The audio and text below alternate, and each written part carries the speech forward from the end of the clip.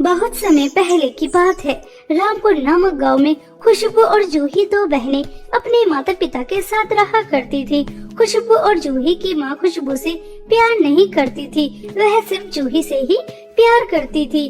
वह इसलिए क्योंकि खुशबू के जन्म से पहले वह बहुत ज्यादा अमीर थे और जिस दिन खुशबू का जन्म हुआ उसी दिन खुशबू के पिता का बिजनेस बहुत ज्यादा लॉस में चला गया और वह पहले से गरीब हो गए। इसका जिम्मेदार कमला खुशबू को ही समझती थी। वह उसे मनहूस मानती थी, इसलिए उससे प्यार नहीं करती थी। लेकिन खुशबू के पिता वह दोनों बेटियों को एक समान ही प्यार करते थे। ऐसे ही समय बीत रहा था। खुशबू का 15वां जन्मदिन आता है और वह खुशी खुशी अपनी माँ के पास आती है और उनसे कहती है, माँ, आज मेरा जन्मदिन है। मैं जानती हूँ कि आप मेरे इस दिन से खुश नहीं होती और मुझे विश भी नहीं करती। माँ, जो भी कुछ हुआ उसमें मेरी क्या गलती? आप वह सारी बातें भूल क्यों नहीं जाती? मैं तुझे अपनी बेटी नहीं मानती। जिस दिन तू इस दुनिया में आई थी और हम गरीब हुए, मैंने उसी दिन तुझे अपनी बेटी मानने से इनकार कर दिया। तेरी मनहूसियत की वजह से हमसे हमारा सब कुछ छिन गया और तू चाहती है कि तबाही वाले दिन को मैं सेलिब्रेट करूं? नहीं, ऐसा बिल्कुल भी नहीं होगा। चली जा यहाँ से, तेरा मनहूस दिन कभी सेलिब्रेट नहीं होगा। जूही बेटा कहाँ है? चल, आज तुझे मैं शॉपिंग करा के लेकर आती हूँ। बहुत दिन हो गए, तू अपने लिए अच्छे अच्छे कपड़े भी नहीं लेकर आई। ऐसा कहकर कमला खुशबू के ही सामने जूही को इस तरह से आवाज लगाती है। तभी वहाँ पर खुशबू के पिता आ जाते हैं और वह कहते हैं, अरे भाग्यवान, आज तुम्हारी बेटे का जन्मदिन है। आज तो सारी कड़वाहट छोड़ दो। अगर तुम खुशबू को अपनी बेटी नहीं मानते तो मत मानो। मैं तो अपनी बेटे का जन्मदिन बहुत अच्छे से सेलिब्रेट करूंगा।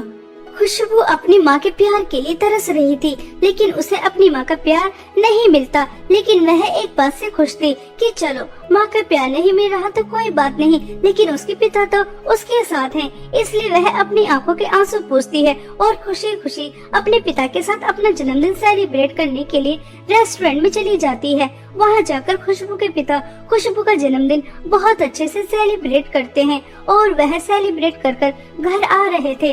तभी रास्ते में खुशबू के पिता का एक्सीडेंट हो जाता है और उसी एक्सीडेंट में तुरंत ही उनकी मृत्यु हो जाती है। अपने पिता की मृत्यु के बाद खुशबू बहुत ज्यादा फूट फूट कर रोती है और जब इस बात की खबर कमला और जूही को लगती है तो वह भी दौड़ते हुए वहाँ पर आती हैं और कमला खुशबू की बहुत पिटाई करती है और उससे कहती है, मनहूस, भर गया तेरा पेट अपने पिता को खाकर। अगर अभी भी भूखी है तो मुझे भी खा ले, अपनी बहन को भी खा ले। तूने मेरा मुझसे सुहाग छीन लिया। अगर अपना जन्मदिन सेलिब्रेट नहीं करती तो मर तो नहीं जाती। मैंने पहले ही मना किया था कि तेरे कदम मनहूस है। पहले हमसे हमारा कारोबार छीन लिया और अब उसके बाद मेरी बेटी से उसके पिता और मुझसे मेरा पति। तो बेटी नहीं, डायन है, डायन। मेरी नजरों से दूर हो जा। मैं तेरी शक्ल भी देखना नहीं चाहती। चली जा यहाँ से। माँ, मैं आपके दुख को समझ सकती हूँ। वह सिर्फ जूही दीदी के पिता नहीं थे, मेरे भी पिता थे। मुझे भी उतना ही दुख हो रहा है जितना आपको हो रहा है, लेकिन पिताजी की मौत का जिम्मेदार आप मुझे तो मत समझिए। पिताजी की किस्मत में जो लिखा था वह उनके साथ हो गया। हम किसी की किस्मत को तो नहीं मिटा सकते। देखा मम्मी कैसे कह रही है कि पिताजी की किस्मत में मौत लिखी थी तो इसलिए उन्हें मौत आ गई। अब आप इस मनहूस को घर के अंदर मत आने देना, वरना पता नहीं अपनी मनहूसियत से आपको और मुझे और न खा ले। मुझे तो और जीना है, मैं इसकी मनहूसियत से मरना नहीं चाहती। हाँ बेटा, तू बिल्कुल सही कह रही है।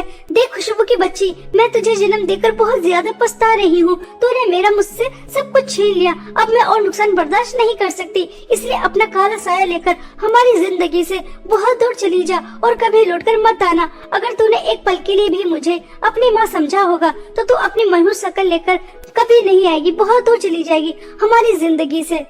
बेचारी खुशबू अपनी माँ की सारी बात मान लेती है और अपने पिता के अंतिम संस्कार में भी शामिल नहीं होती।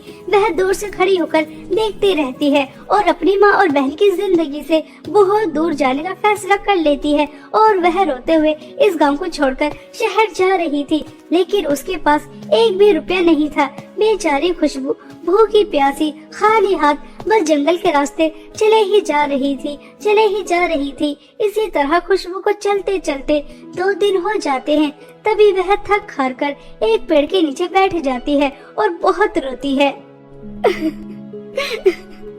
मुझे लगा था कि माँ मुझे गुस्से में डांट रही है, जैसे ही उनका गुस्सा शांत होगा वह मुझे लेने आ जाएंगे, लेकिन शायद सच में वह मुझे मनहूस समझती है, पिताजी का कातिल समझती है। बचपन से लेकर आज तक माँ के प्यार के लिए तरस रही थी, लेकिन माँ बचपन वाला हादसा भूल ही नहीं पाई कि एक और हादसा हो गया।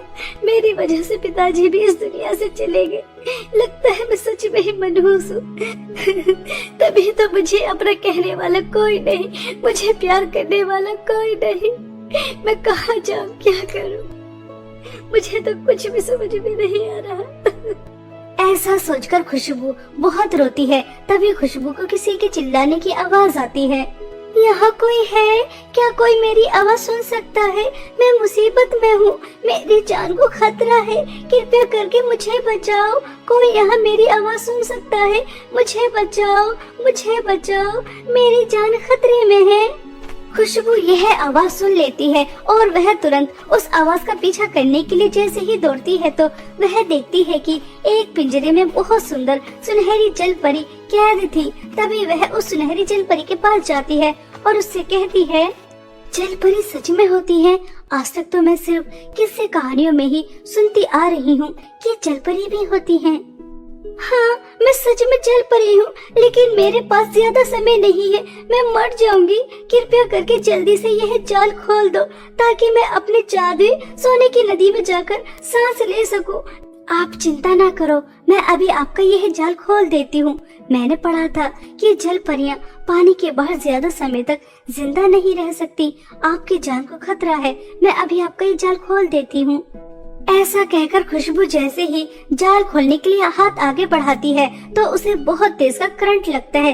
तभी जल परी खुशबू से कहती है, लगता है उस दुष्ट जादूगरनी ने इस जाल पर हमारे जल परियों का मंत्र फूंक रखा है।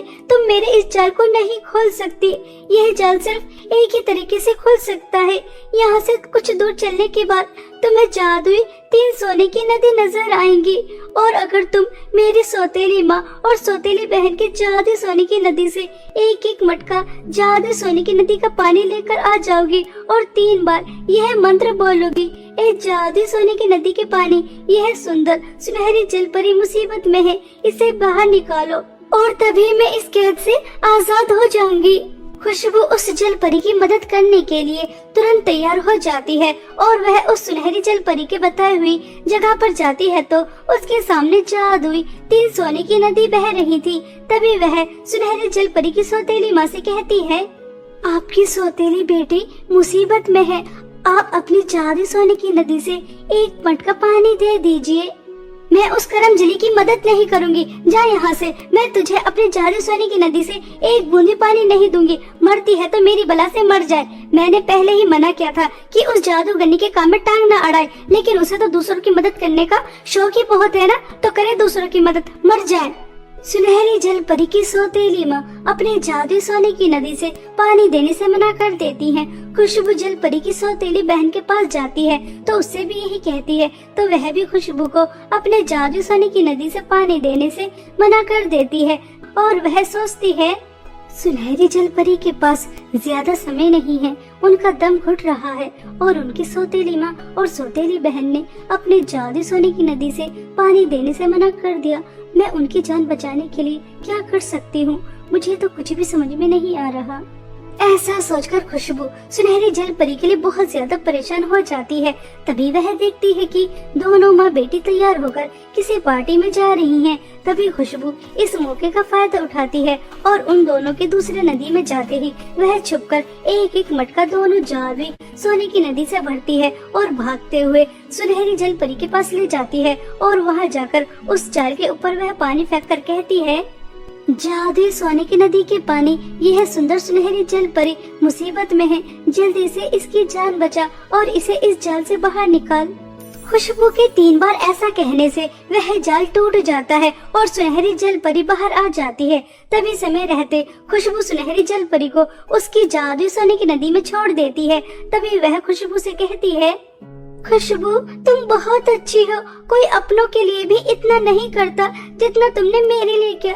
तुमने मेरी जान बचाकर मुझ पर बहुत बड़ा एहसान किया है, इसलिए मैं तुम्हें अपने जादू सोने की नदी से बहुत सारी धन दौलत देती हूँ। इतनी धन दौलत कि कभी तुम्हें किसी चीज की कोई कमी नहीं होगी। जल परी जी, मुझे धन दौलत नहीं चाहिए। मेरी माँ मुझसे प्यार नहीं करती और मेरी बहन भी मुझे मनहूस समझती हैं, इसलिए उन्होंने मुझे घर से बाहर निकाल दिया। मुझे मेरे पिता का कातिल भी समझती हैं। मेरे पास रहने के लिए कोई जगह नहीं है और प्यार करने वाला भी कोई नहीं है। आप मुझे बहुत अच्छी लगी। अगर आपकी अनुमति हो तो क्या मैं आपके साथ रह सकती हूँ? सुनहरी जल परी खुशबू को अपने जादू सोने की नदी में रहने की अनुमति दे देती है और अब खुशबू उसी के साथ रहने लगती है। ऐसे ही कुछ दिन बीत जाते हैं। खुशबू जादू सोने की नदी के अंदर रह रही थी, तभी वह सुनहरी जल परी के जादू गोले को देखती है तो उसके अंदर उसे अपना गांव नजर आता है। खुशबू खुशी खुशी अपना गांव देख रही थी और अपना घर देखकर वह खुश होती है। तभी वह देखती है कि उसकी माँ बिस्तर पर लेटी हुई है और वह बहुत ज्यादा बीमार है। उनके आसपास भी कोई नहीं है। यह देखकर खुशबू घबरा जाती है और वह जल परी से कहती है, जल परी, मैंने अभी अपनी माँ को आपके जादू गोले के अंदर देखा। वह बहुत ज्यादा बीमार है। मुझे मेरी माँ के पास जाना होगा। उनके आसपास भी कोई नहीं है। उन्हें मेरी जरूरत है। मैं आपके पास और नहीं रह सकती। खुशबू, तुम्हारी माँ ने कभी तुम्हें प्यार नहीं दिया, लेकिन फिर भी तुम अपनी माँ के बारे में इतना सोच रही हो। यह देखकर मुझे बहुत अच्छा लगा। तुम अपनी माँ के पास जा सकती हो और तुम्हारी माँ बीमार है, इसलिए तुम मेरे जादू सोने की नदी से पानी लेकर जाओ और उन्हें पिला देना। देखना, वह बिल्कुल ठीक हो जाएंगी। तुम्हारी माँ को कुछ नहीं होगा। खुशबू जल परी की जादू सोने की नदी से पानी लेकर जाती है और घर जाकर अपनी माँ से कहती है, माँ, आपको क्या हो गया और जूही कहाँ है? वह आपके पास क्यों नहीं? मुझे माफ कर दीजिए। आपको मेरी जरूरत थी और मैं आपके पास नहीं थी। खुशबू बेटा, हो सके तो मुझे माफ कर दे। मैंने हमेशा तुझसे बढ़कर जूही से प्यार किया। तुझे कभी कुछ नहीं समझा और जूही ने मेरे प्यार का मुझे यह सिला दिया। वह मुझे बीमार छोड़कर अपने दोस्तों के साथ बाहर घूमने चली गई और तूने जैसे ही मुझे बीमार देखा तो तुरंत मेरे पास आ गई। मुझे माफ कर दे मेरी हर गलती के लिए। बेटा, तुम मनहूस नहीं है। कोई भी मनहूस नहीं होता। मुझे समझ आ गया, जिसकी किस्मत में जो लिखा होता है वह होकर ही रहता है। किसी के आने से जाने से कुछ नहीं होता। मुझे मेरे किए पर बहुत पछतावा है। तुझे बचपन से लेकर आज तक कभी प्यार नहीं मिला, लेकिन अब मैं तुझे अपने आप से कभी अलग नहीं होने दूंगी। बहुत प्यार दूंगी मेरी बच्ची। मुझे छोड़कर कहीं मत जाना। कमला को अपने किए पर बहुत पछतावा होता है और खुशबू अपनी माँ को जादू सोने की नदी का पानी पिला देती है, जिसकी वजह से वह बिल्कुल ठीक हो जाती है। अब खुशबू को उसकी माँ का प्यार मिल जाता है, जिसके लिए वह बचपन से तरस रही थी। इसी तरह खुशबू अपने अच्छे स्वभाव से सुनहरी जल परी की जान भी बचा लेती है और जादू सोने की नदी के पानी से अपनी माँ की बीमारी भी ठीक कर देती है और उसकी माँ का प्यार भी उसे मिल जाता है और वह हंसी खुशी अपना जीवन अपनी माँ के साथ बिताती है। बहुत समय पहले की बात है। उदयपुर नामक गांव में आरोही अपनी नानी के साथ रहा करती थी। कुछ समय पहले ही आरोही के माता पिता की मृत्यु एक ट्रेन हादसे में हो जाती है। आरोही के पिता अपनी छोटी सी जमीन में सब्जियां उगाते थे और उन्हें बेचा करते थे। अपने पिता की मृत्यु के बाद आरोही भी उसी जमीन में सब्जियां उगाती थी और उन्हें बेचा करती थी। सब्जियां बेचकर उसे जो भी कुछ पैसे मिलते थे उसी से वह अपना और अपनी नानी का पालन पोषण करती थी। इसी गांव में आरोही की एक बहुत अच्छी दोस्त थी नैना, जो बहुत अमीर थी। उसे धन दौलत की कोई कमी नहीं थी। जहां आरोही एक छोटी सी झोपड़ी में रहा करती थी, वहीं दूसरी तरफ नैना महल जैसे घर में रहा करती थी। एक दिन नैना अपने कुछ पुराने कपड़े और सैंडल आरोही के पास लेकर आती है और उससे कहती है, आरोही यार, तुझे तो पता है कि मेरे मम्मी पापा की एनिवर्सरी आ रही है और मेरे सभी दोस्त बहुत अमीर हैं। उनके पास अच्छे अच्छे ड्रेस और अच्छे अच्छे सैंडल है। बस तुम ही थोड़ी गरीब हो, इसलिए मैंने सोचा कि तुम्हें अपने पुराने कपड़े और सैंडल दे देती हूँ। इन्हें पहनकर तुम पार्टी में आ जाना, ठीक है? नैना, तुमने मेरे बारे में इतना सोचा, मुझे बहुत खुशी हुई। लेकिन मैं किसी की उतरन नहीं पहनती। मैं गरीब जरूर हूँ, लेकिन मेरे पास जो भी है मैं इसी में खुश हूँ। और अगर तुम्हें मुझे इस हाल में देखकर पार्टी में बुरा लगेगा तो ठीक है, मैं पार्टी में नहीं आऊंगी। तुम अपने अमीर दोस्तों के साथ एंजॉय कर लेना। ठीक है, अगर तुम्हें इन पुराने कपड़ों की कोई जरूरत नहीं है तो मैं डस्टबिन में फेंक दूंगी। मुझे लगा था कि तू ऐसे हाल में मेरे मम्मी पापा की एनिवर्सरी में आएगी तो सब तेरा कितना मजाक उड़ाएंगे। बस यही सोचकर मैं तेरे पास आ गई। लेकिन तुम्हें जैसा आना है तो मेरे मम्मी पापा की एनिवर्सरी पार्टी में आ जाना, ठीक है? ऐसा कहकर नैना वहाँ से चली जाती है और आरोही अपनी जमीन से ताजी ताजी सब्जियाँ लेती है और उन्हें बाजार में बेचने चली जाती है। सब्जी ले लो सब्जी, हरी हरी ताजी ताजी सब्जी ले लो। पालक, धनिया, मेथी, मटर, गाजर, टमाटर, आलू, सब्जी ले लो सब्जी, ताजी ताजी सब्जी ले लो। इस तरह से आरोही इतनी तेज कड़कड़ाती धूप में अपनी सब्जियां बेच रही थी। आज आरोही के पास बहुत कम ग्राहक आते हैं, मगर उसकी जितनी भी सब्जियां बिकती है वह उन्हें के पैसे लेकर घर जा रही थी। तभी उसे सामने एक बेकरी नजर आती है, जिसे देखकर आरोही सोचती है, मैं रोज इसी रास्ते से गुजरती हूँ और इस बेकरी पर हमेशा इसी तरह से भीड़ लगी रहती है। आजकल सब लोग अपना जन्मदिन मना रहे हैं ना, एनिवर्सरी सेलिब्रेट करते हैं, छोटी छोटी बात को सेलिब्रेट करते हैं, इसलिए सब केक खरीदते हैं, पेस्ट्री खरीदते हैं। नानी को भी तो बहुत अच्छे केक बनाने आते हैं, लेकिन अब वह केक तो बना नहीं सकती, लेकिन मुझे बनाना सिखा तो सकती है। अगर मैं भी बेकरी खोल लूँ तो हाँ, मुझे नानी से बात करनी चाहिए, यही ठीक रहेगा।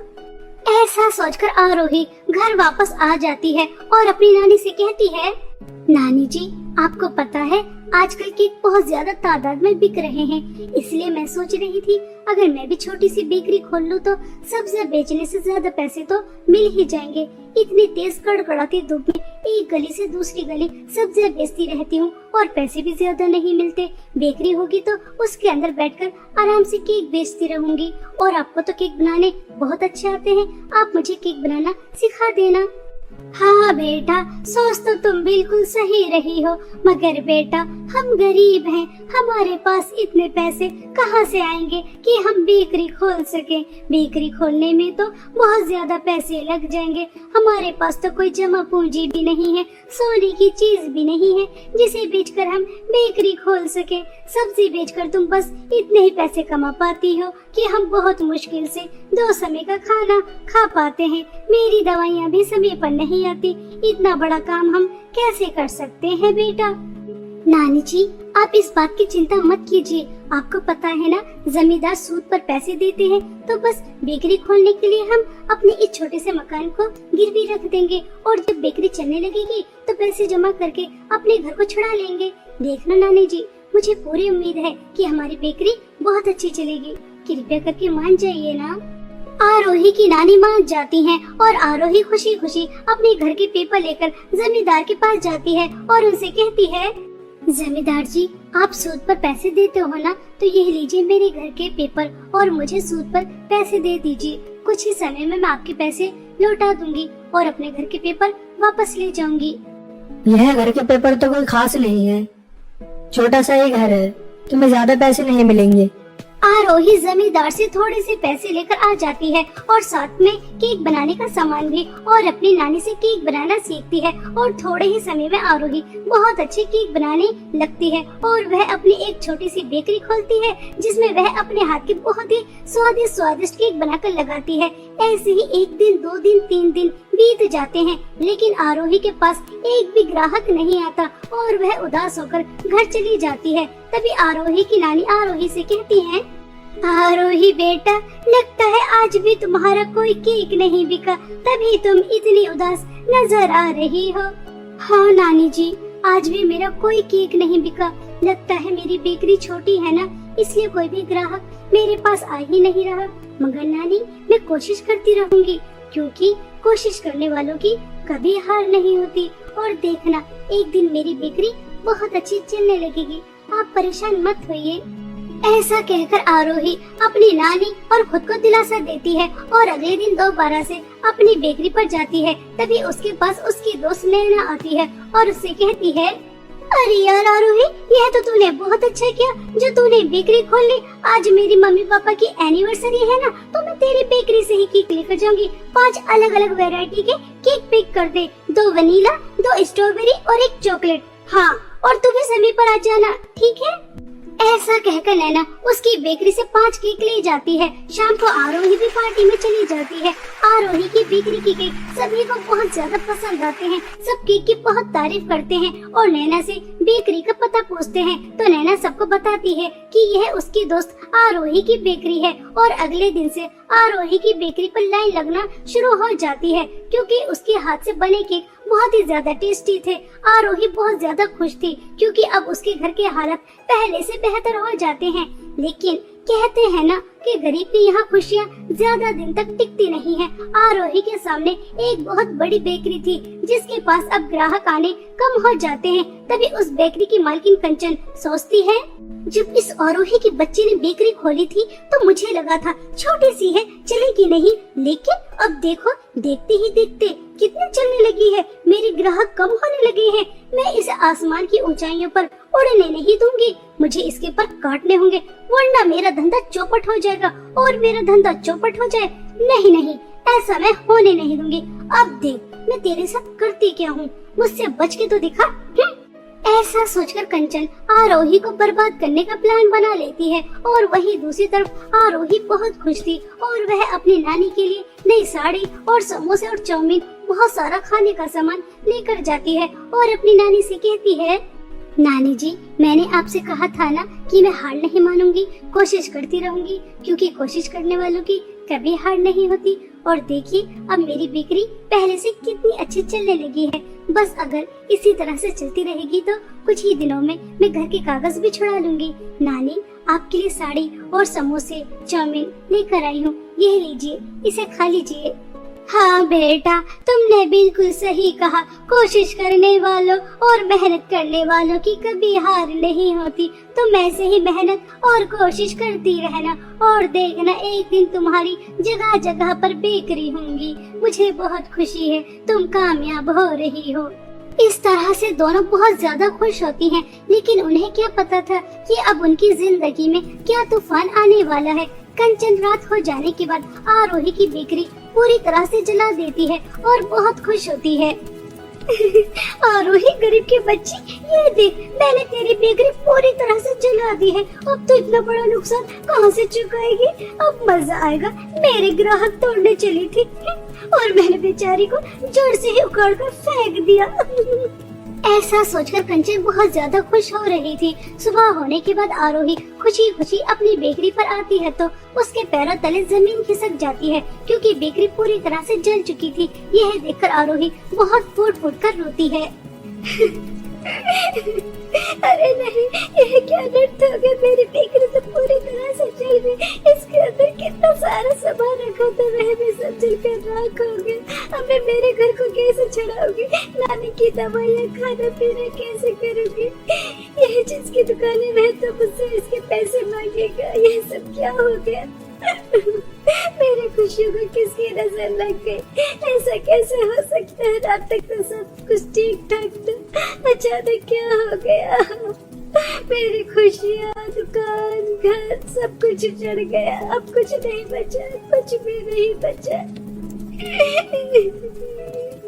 ऐसा सोच सोचकर आरोही बहुत ज्यादा रो रही थी। आरोही को रोता हुआ एक परी देख लेती है तो आरोही के ऊपर उसे बहुत तरस आता है और वह आरोही के पास जाती है और उससे कहती है, आरोही, तुम्हारे साथ जो भी कुछ हुआ बहुत गलत हुआ।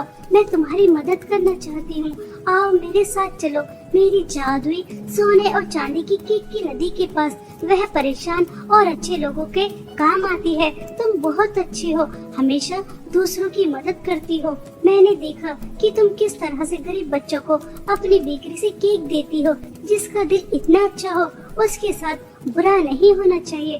आओ मेरे साथ चलो मेरी जादुई सोने और चांदी की केक की नदी के पास।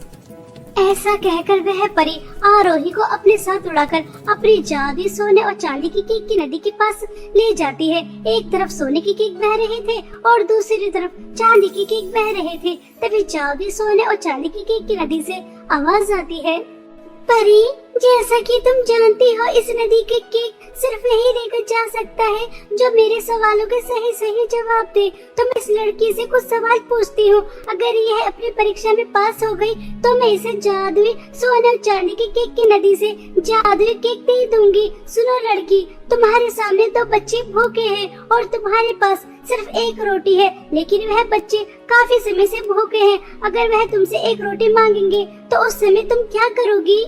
मैं उस समय उन दोनों बच्चों को आधी आधी रोटी खिला दूंगी, क्योंकि मेरी नानी हमेशा मुझसे कहती है भूखे लोगों को खाना खिलाना बहुत पुण्य का काम होता है, इसलिए मैं एक समय भूखे रहकर इतना सारा पुण्य कमाना चाहूंगी।